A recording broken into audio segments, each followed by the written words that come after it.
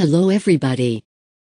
This video is provided to you by HSH in 2019.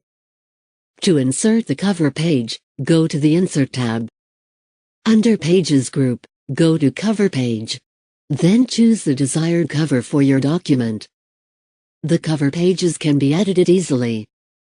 For example, in this cover page, select the document title and write your own title.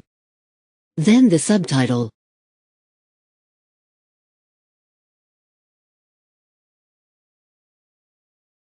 Also, edit the course or any other elements on the cover page.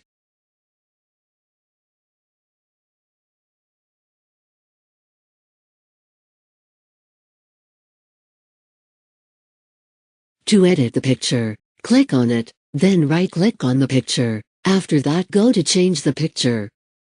Next, choose from File. Now you can bring your own picture to the cover page.